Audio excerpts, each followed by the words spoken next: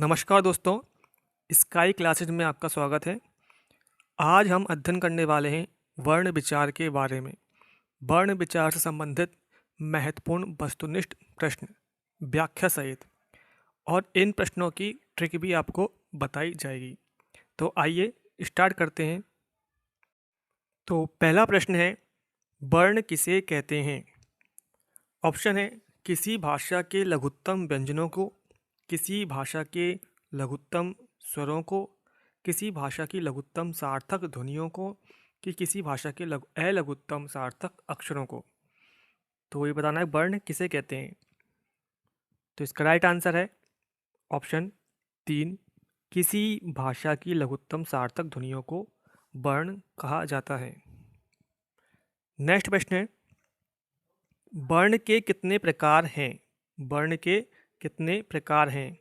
Option है 1, 2, 3 या 4। वर्ण कितने प्रकार के होते हैं? तो इसका राइट आंसर है ऑप्शन 2। वर्ण 2 प्रकार के होते हैं, स्वर और व्यंजन। नेक्स्ट क्वेश्चन, संयुक्तों को छोड़कर हिंदी में मूल वर्णों की संख्या कितनी है? यानी कि संयुक्त अक्षरों को छोड़कर हिंदी में मूल वर्ण कितने प्रकार के हैं या कितने हैं? ऑप्शन है 36, 44, 48 या 53। तो इसका राइट आंसर है ऑप्शन 2, 44। संयुक्त अक्षरों को छोड़कर हिंदी में मूल वर्णों की संख्या है 44। नेक्स्ट क्वेश्चन है, वर्णमाला में मात्रा का अर्थ है। वर्णमाला में मात्रा का क्या अर्थ है? वर्ण की मात्राएं, वर्ण के उच्चारण में लगने वाला समय, ध्वनि का परिमाण या वर्णों का क्रम।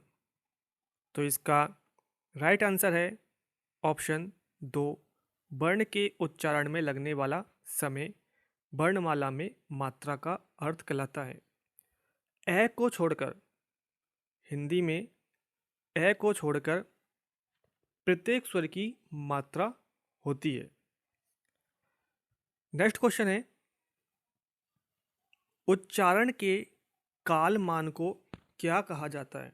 उच्चारण के काल मान को क्या कहा जाता है? काल मान का अर्थ होता है समय, या उच्चारण के समय को क्या कहा जाता है? ऑप्शन है संधि, समास, व्यंजन या मात्रा।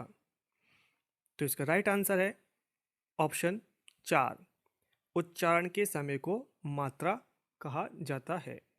और ये मात्राएं भी 3 प्रकार की होती हैं, लघु मात्रा, गुरु मात्रा और प्लुत मात्रा। नेक्स्ट क्वेश्चन है, जिस स्वर के उच्चारण में 2 मात्राएं लगती हैं उसे कहते हैं। जिस स्वर के उच्चारण में 2 मात्राएं लगती हैं उसे क्या कहते हैं? ऑप्शन है मूल स्वर, संयुक्त स्वर, लघु स्वर या गुरु स्वर। तो इसका राइट आंसर है ऑप्शन 4, गुरु स्वर।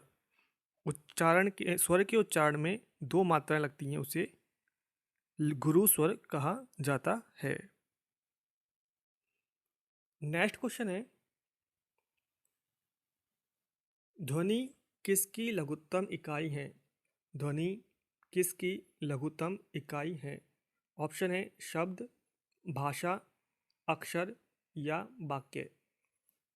तो इसका राइट आंसर है ऑप्शन 2, भाषा। ध्वनि भाषा की लघुत्तम इकाई कहलाती है। नेक्स्ट क्वेश्चन है ऑप्शन क्वेश्चन नंबर 8, भाषा की सार्थक लघुत्तम इकाई कौन सी है? भाषा की सार्थक लघुत्तम इकाई कौन सी है? वर्ण, वाक्य, शब्द या उपवाक्य। तो इसका राइट आंसर है ऑप्शन 3, शब्द। भाषा की सार्थक लघुत्तम इकाई शब्द कहलाती है। नेक्स्ट क्वेश्चन है, किस क्रमांक वाली ध्वनि अक्षर ध्वनि है? किस क्रमांक वाली ध्वनि अक्षर ध्वनि है? ऑप्शन है श, ई, चे या फिर ते। तो इसका राइट आंसर है ऑप्शन 2 ई। ऑप्शन नंबर 2 ई क्रमांक वाली ध्वनि अक्षर ध्वनि कहलाती है। जैसे कि अक्षर का अर्थ होता है अक्षर, यानी जिसका नाश ना हो, यानी कि अविनाशी। इन ऑप्शन में जैसे कि ई है, ई के और टुकड़े नहीं किए जा सकते, जबकि अन्य जो वर्ण हैं जैसे कि श है, श का टुकड़े हो सकते हैं आधा श प्लस ए, यानी कि सभी में च, च में भी ए मिला हुआ है। इसी तरह तय, तय में भी ए मिला हुआ है, आधा तय प्लस ए। तो इस तरह से तय, च और श के टुकड़े किए जा सकते हैं, जबकि ई के टुकड़े नहीं किए जा सकते, यानी कि ये एक अक्षर है, अनाशवान है, अविनाशी है। नेक्स्ट क्वेश्चन है क्वेश्चन नंबर 10। स्पर्श व्यंजनों को उच्चारण स्थान के आधार पर कितने भागों में बांटा गया है? ऑप्शन है 3, 4, 2 या 5। तो इसका राइट आंसर है ऑप्शन 4, 5। स्पर्श व्यंजनों को उच्चारण स्थान के आधार पर 5 भागों में बांटा गया है। वे 5 भाग हैं कंठ, तालु, मूर्धन्य, दंते और ओष्ठे। नेक्स्ट क्वेश्चन है किस क्रम में तालव्य व्यंजन नहीं है? किस क्रम में तालव्य व्यंजन नहीं है? ऑप्शन है च, घ, ग और ये। तो आपको बताना है किस क्रम में तालव्य व्यंजन नहीं है। तो इसका राइट आंसर है ऑप्शन 2 घ। घ में तालव्य व्यंजन नहीं है। तो इसको याद करने के लिए एक सूत्र है इचु यश, इचु यश तालु, इचु यश तालु। ई से ई वर्ण, चू से च वर्ग च छ ज ज ने, ये से ये और से। तो जहाँ पर भी ये वर्ण आ जाते हैं तो उसका मतलब है वे तालव्य व्यंजन है। नेक्स्ट क्वेश्चन है प और फ का उच्चारण स्थान क्या है? प और फ का उच्चारण स्थान क्या है? कंठ है, तालव्य, दंते या ओष्ठ है? तो इसका राइट आंसर है ऑप्शन 4 ओष्ठ है। प और फ का उच्चारण स्थान ओष्ठ कहलाता है। नेक्स्ट क्वेश्चन है निम्नलिखित ध्वनियों में से बताइए कि कौन सा वर्ण ओष्ठ नहीं है? ऑप्शन है मैं, पे, फे या ने। तो इसका राइट आंसर है ऑप्शन 4 ने। ने एक ओष्ठ वर्ण नहीं है, ये एक नासिक्य वर्ण है। नेक्स्ट क्वेश्चन है उच्चारण स्थान की दृष्टि से इनमें से कौन सा व्यंजन तालव्य है? ऑप्शन है ते, घ, ते, पे, जे या वे। तो कौन सा वर्ण इसमें से तालव्य है? तो इसका राइट आंसर है ऑप्शन 3 जे। नेक्स्ट क्वेश्चन है किस क्रम में तालव्य व्यंजन है? किस क्रम में तालव्य व्यंजन है? तो ऑप्शन 1, 2, 3 या 4। तो आपको बताना है किस में तालव्य व्यंजन है। तो इसका राइट आंसर है ऑप्शन 3 च, छ, ज, झ और ने। ये तालव्य व्यंजन कहलाते हैं। नेक्स्ट क्वेश्चन है किस क्रमांक में मूर्धन्य व्यंजन है? ऑप्शन है च, ख, पे या टे। तो किस क्रमांक में मूर्धन्य व्यंजन है? तो इसका राइट आंसर है ऑप्शन टे, ऑप्शन 4 टे। नेक्स्ट क्वेश्चन जय और ध का उच्चारण स्थान है। जय और ध का उच्चारण स्थान है। ऑप्शन है कंठे तालव्य, मूर्धन्य ओष्ठे, ओष्ठे नासिक्य या तालव्य दंते। तो इसका राइट आंसर है ऑप्शन 4 तालव्य और दंते। नेक्स्ट क्वेश्चन, भाषा में स्वतः उच्चारित ध्वनियों को निम्नलिखित में से किस नाम से जाना जाता है? ऑप्शन है अक्षर, ध्वनि, वर्ण या स्वर। स्वतः उच्चारित ध्वनियों को क्या कहा जाता है? तो इसका राइट आंसर है ऑप्शन 4 स्वर। नेक्स्ट क्वेश्चन, हिंदी वर्णमाला में मूल स्वर कितने हैं? हिंदी वर्णमाला में मूल स्वर कितने हैं? ऑप्शन है 6, 7, 4 या 2। तो इसका राइट आंसर है ऑप्शन 3 4 वर्ण। 4 वर्ण ही मूल स्वर हैं, जिनमें से है ए, ई, उ तथा री। नेक्स्ट क्वेश्चन है, जिन स्वरों के उच्चारण में ओठ गोलाकार हो जाते हैं उनको कहते हैं। जिन स्वरों के निर्माण में या उच्चारण में ओठ गोलाकार हो जाते हैं उनको क्या कहते हैं?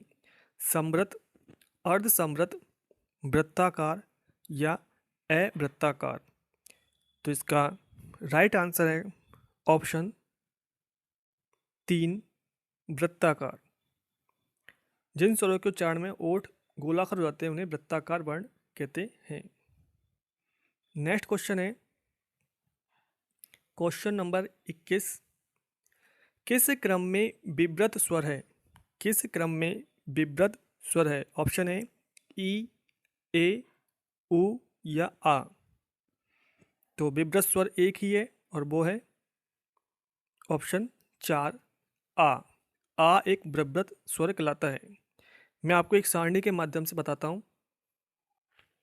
जैसा कि हम इस सारणी में देख सकते हैं, समृत, अर्धसमृत, अर्धविव्रत और विव्रत। जैसे कि क्वेश्चन में पूछा गया था कि विव्रत स्वर कौन सा है, तो विव्रत स्वर है एक ही, वो है आ। आ एक विव्रत स्वर है। इसी तरह समृत की बात करते हैं तो समृत स्वर हैं ई, बड़ी ई और छोटी ई, बड़ा ऊ और छोटा ऊ। ये विव्रत स्वर कहलाते हैं। साथ ही अर्ध समृत स्वर कहलाते हैं, सॉरी, ये समृत स्वर कहलाते हैं। अर्ध समृत स्वर कहलाते हैं ए और ओ। अर्ध विव्रत कहलाते हैं आई, अ और आउ और आ। ये सभी अर्ध विव्रत स्वर कहलाते हैं। साथ ही इनमें ये पूछा जाता है कि कौन सा वर्ण अग्र है, कौन सा मध्य है और कौन सा पश्च है। तो मध्य स्वर एक ही है, वो है ए। ए एक मध्य स्वर है। इसके साथ ही अग्र स्वर की बात करें तो अग्र स्वर है ई, ए और आई, यानी सभी। इसी तरह पश्च स्वर हैं उ, ओ, औ, आ और आ।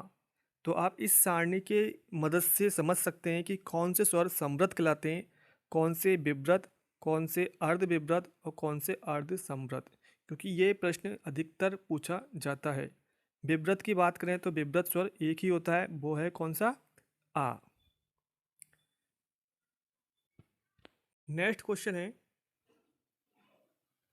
व्यंजन ध्वनियों का वर्गीकरण मुख्यतः कितने आधारों पर किया जाता है? व्यंजन ध्वनियों का वर्गीकरण मुख्यतः कितने आधारों पर किया जाता है? ऑप्शन है 1, 2, 3 या 5। ऐसे क्वेश्चन काफ़ी डिफ़िकल्ट कहलाते हैं। देखने में तो बहुत सरल लगते हैं लेकिन डिफ़िकल्ट होते हैं। तो इसका राइट आंसर है ऑप्शन 2। तो 2 आधारों पर बांटा गया है ध्वनि, व्यंजन ध्वनि का वर्गीकरण मुख्यतः 2 आधारों पर बांटा गया है। और वो 2 आधार कौन कौन से हैं?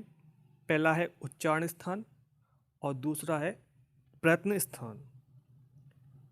नेक्स्ट क्वेश्चन है क्वेश्चन 23, स्वर तंत्रियों में कंपन के आधार पर हिंदी वर्णमाला में व्यंजनों के 2 वर्ग बनते हैं। वे कौन कौन से वर्ण हैं? अल्प प्राण, महाप्राण, स्पर्श, अंतस्थ, अघोष और सघोष, ऊष्म और स्पर्श। तो स्वर तंत्रियों के आधार पर व्यंजनों को दो भागों में बांटा गया है और वे हैं अघोष और सघोष। नेक्स्ट क्वेश्चन है, किस क्रमांक में सघोष व्यंजन नहीं है? किस क्रमांक में सघोष व्यंजन नहीं है?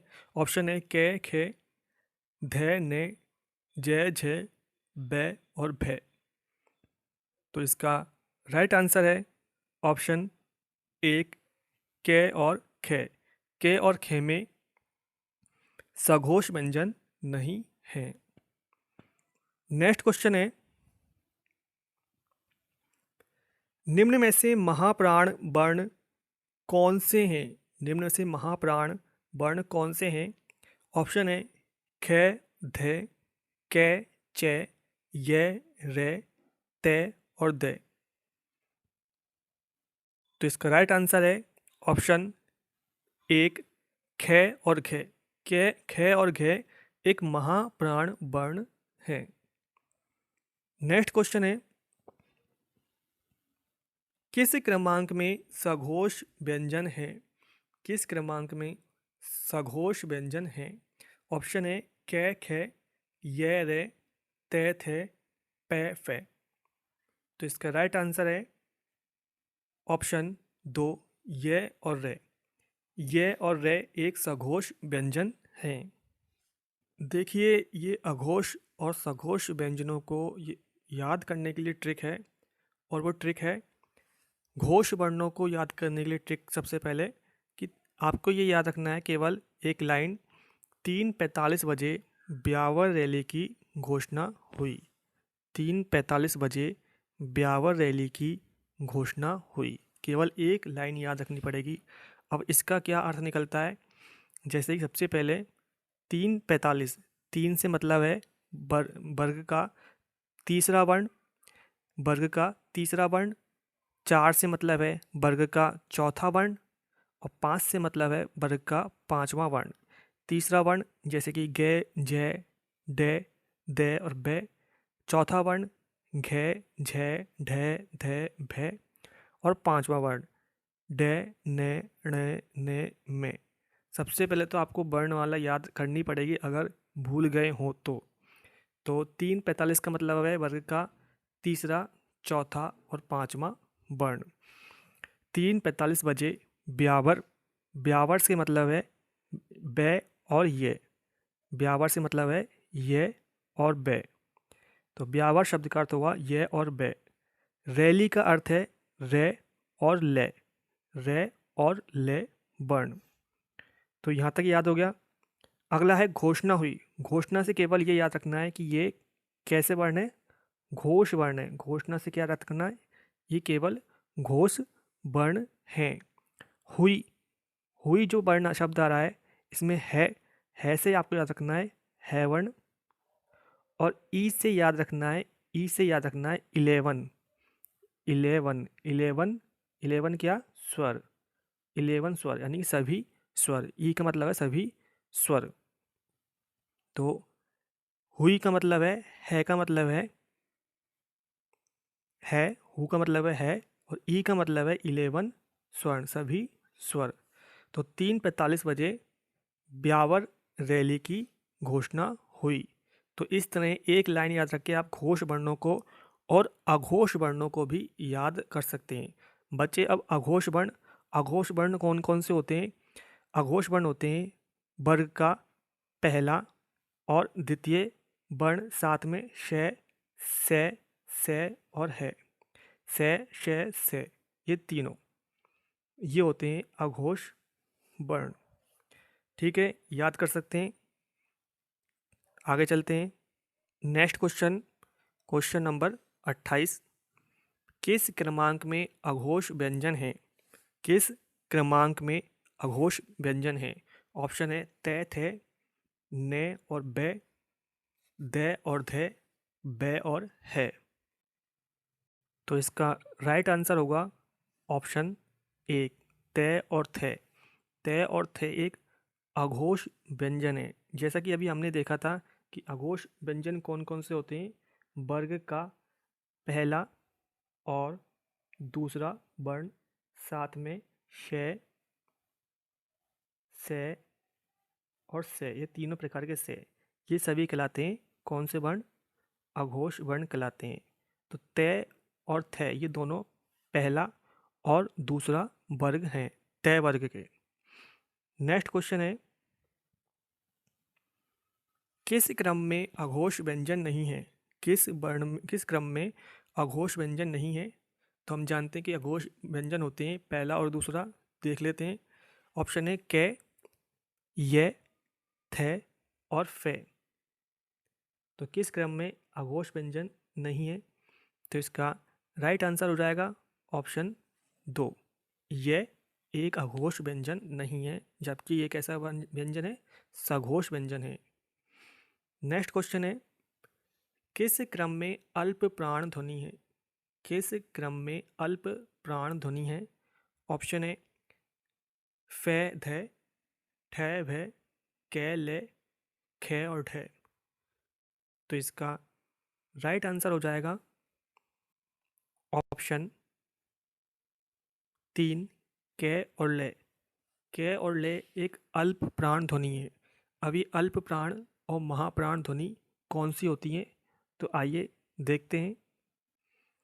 देखिए, महाप्राण वर्णों को याद करने के लिए ट्रिक है कि 24 मास महा महा है, 24 मास महा महा है। तो इस तरह से याद कर सकते हैं। तो 24 से अर्थ हो जाएगा वर्ग का दूसरा वर्ण और चौथा वर्ण, वर्ग का दूसरा और चौथा वर्ण, तो हो जाएगा 24 से। फिर ये माँ का मतलब है महाप्राण, और से का मतलब है तीनों प्रकार के से, श और से, और लास्ट में है आ रहा है, तो इस है का अर्थ है विसर्ग, इस है का अर्थ है विसर्ग हो जाएगा। इसी तरह अगर अल्प प्राण वर्णों की बात करें, तो अल्प प्राण होते हैं वर्ग का प्रथम, वर्ग का प्रथम, तीसरा और पांचवा वर्ण, साथ में ये, रे, ले और बे, ये सभी अल्प प्राण ध्वनियाँ या वर्ण कहलाते हैं। पहला, तीसरा, पांचवा और ये, रे, ले, बे। नेक्स्ट क्वेश्चन है क्वेश्चन नंबर 31, निम्न में से अल्प प्राण वर्ण कौन से हैं, निम्न में से अल्प प्राण वर्ण कौन से हैं। ऑप्शन है कै, गे, ए, आ, फे, भे और थे और छे। तो इसका राइट आंसर है ऑप्शन 1, के और गे। के और गे अल्प प्राण वर्ण है। जैसे कि हमने पढ़ा था, पहला, तीसरा और पांचवा वर्ण अल्प प्राण वर्ण कहलाता है। नेक्स्ट क्वेश्चन है, निम्नांकित में से महाप्राण वर्ण कौन सा है। तो महाप्राण वर्ण छांटना है। ऑप्शन है रे, ले, बे और से। तो इनमें से महाप्राण वर्ण कौन सा है, तो इसका राइट आंसर है ऑप्शन 4, से। सभी प्रकार के से क्या कहलाते हैं, महाप्राण वर्ण कहलाते हैं, तीनों से। नेक्स्ट क्वेश्चन है, कौन सा वर्ण घोष नहीं है, कौन सा वर्ण घोष नहीं है। अय, छ, ए या ढ। तो इसका राइट आंसर है ऑप्शन 2, छ। छह वर्ण घोष नहीं है, जबकि ये कैसा है, अघोष है। नेक्स्ट क्वेश्चन है, स्वर होते हैं, स्वर कौन कौन से होते हैं, घोष, अघोष, अल्पप्राण या महाप्राण। स्वर किसके अंतर्गत आते हैं, तो इसका राइट आंसर है ऑप्शन 1, घोष। स्वर कैसे होते हैं, घोष वर्ण होते हैं। जैसे कि अभी हमने पढ़ा था 3:45 बजे ब्यावर रैली की घोषणा हुई, तो उसमें जो हुई आ रहा है और लास्ट का जो ई है, तो ई से क्या बताया था, सभी 11 स्वर। तो 11 स्वर किस में आते हैं, घोष वर्णों में आते हैं। नेक्स्ट क्वेश्चन, क्वेश्चन नंबर 35, निम्न में से घोष वर्ण कौन सा है? निम्न में से घोष वर्ण कौन सा है? ऑप्शन है थे, खे, चे ही है। तो इसका राइट आंसर है ऑप्शन 4 है। है एक घोष वर्ण है। नेक्स्ट क्वेश्चन, किस क्रम में अघोष व्यंजन है? किस क्रम में अघोष व्यंजन है? ऑप्शन है के खे, धै ने, जय झय, बै और भय। तो किस में अघोष व्यंजन है? तो इसका राइट आंसर है ऑप्शन 1 कै और खे। कै और खे एक अघोष व्यंजन है। नेक्स्ट क्वेश्चन है, किस क्रम में अघोष व्यंजन है? किस क्रम में अघोष व्यंजन है? ऑप्शन है दे धे, डैण है, पै फै, गै घै। तो इसका राइट आंसर है ऑप्शन 3 पै और फै। पै और फै एक अघोष व्यंजन है। नेक्स्ट क्वेश्चन, किस क्रम में घोष वर्ण नहीं है? तो नहीं है पूछा है इस बार। तो ऑप्शन है द, गे, टे और बे। तो इसका राइट आंसर है ऑप्शन 3 टे। टे एक घोष वर्ण नहीं है। नेक्स्ट क्वेश्चन, व्यंजन वर्गीकरण की दृष्टि से लय व्यंजन किस वर्ण भेद में रखा जाएगा? लय व्यंजन किस वर्ण भेद में रखा जाएगा? तो ऑप्शन है मूर्धन्य, बस्य, कंठे या दंते। तो यहाँ पर ये लिखा गया है बस्य,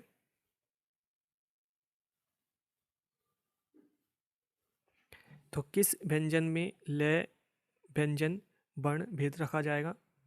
तो इसका राइट आंसर है ऑप्शन 2 बस्य।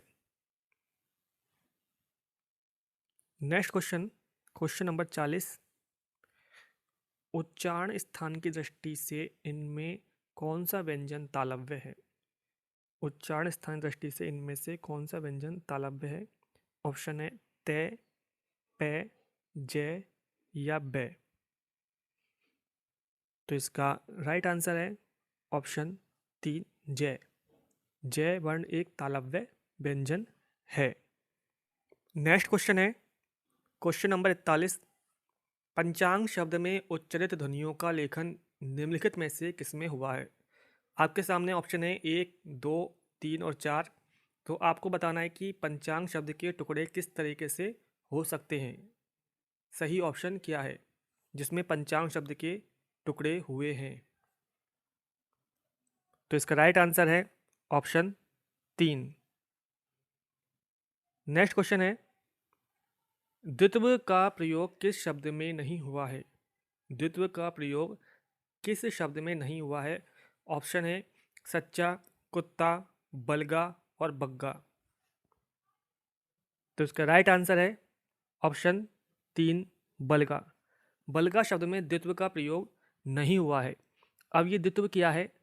द्वित्व उसे कहते हैं जब दो समान व्यंजनों का साथ साथ प्रयुक्त होना द्वित्व कहलाता है।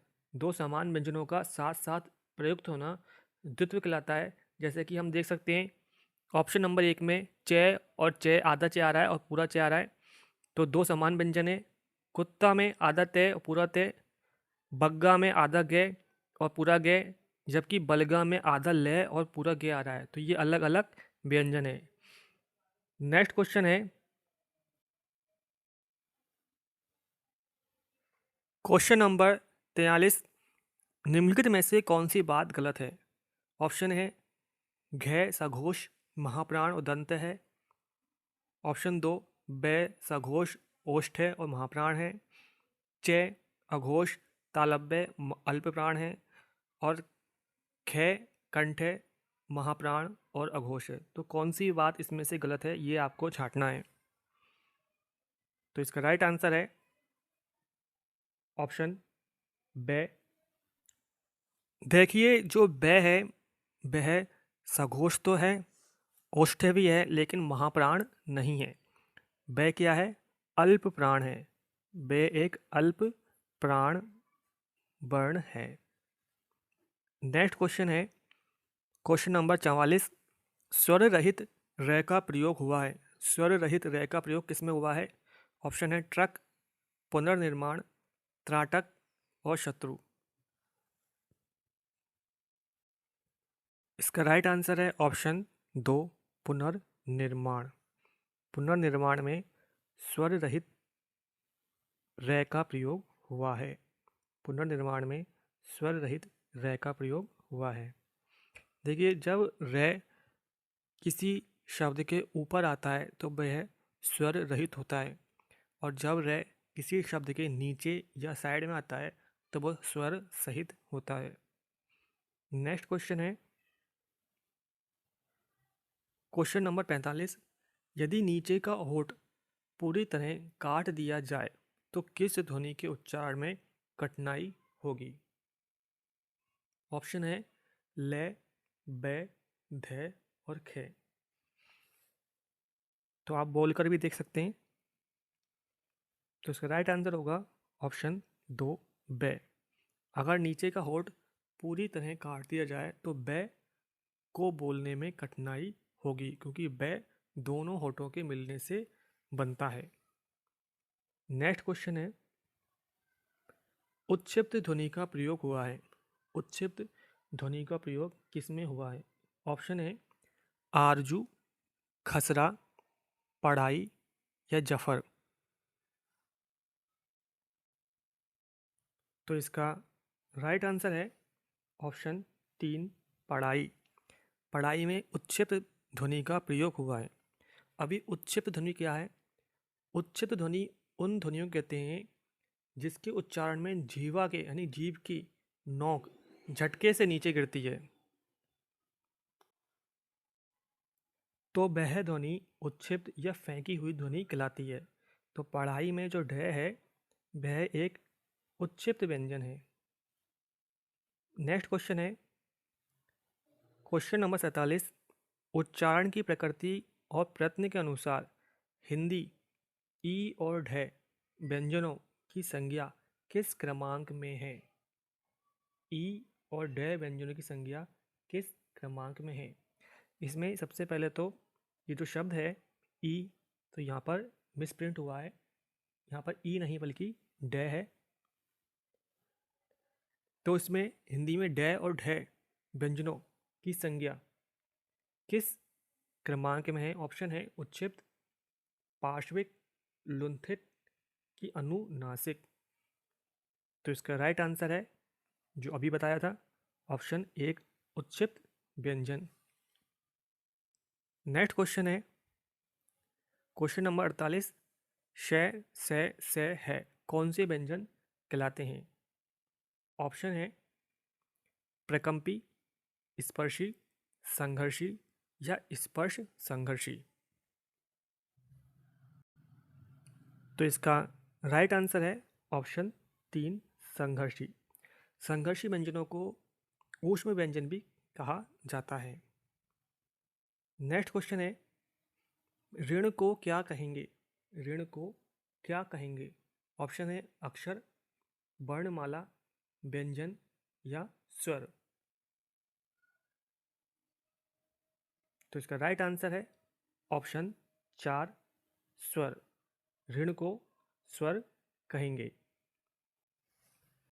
देखिए, जो ऋण है वह लिखने की दृष्टि से तो स्वर है, लेकिन उच्चारण की दृष्टि से यह व्यंजन है। उच्चारण हम इसका कैसे करते हैं? ऋण। नेक्स्ट क्वेश्चन है क्वेश्चन नंबर 50 और अंतिम प्रश्न। किस क्रम में पार्श्विक व्यंजन है? किस क्रम में पार्श्विक व्यंजन है? ऑप्शन है जय, बै, ले या चे। तो इसका राइट आंसर है ऑप्शन 3, ले। ले एक पार्श्विक व्यंजन है। अभी पार्श्विक व्यंजन क्या होता है?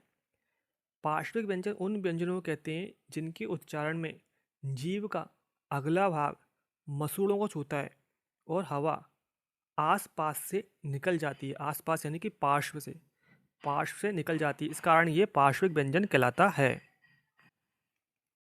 तो ये थे हमारे 50 प्रश्न। आपको ये प्रश्न कैसे लगे? वीडियो अच्छी लगी हो तो लाइक और शेयर ज़रूर कीजिएगा। हो सकता है इसका एक और पार्ट आ जाए। तो मिलते हैं नेक्स्ट वीडियो में। तब तक के लिए जय हिंद, जय भारत।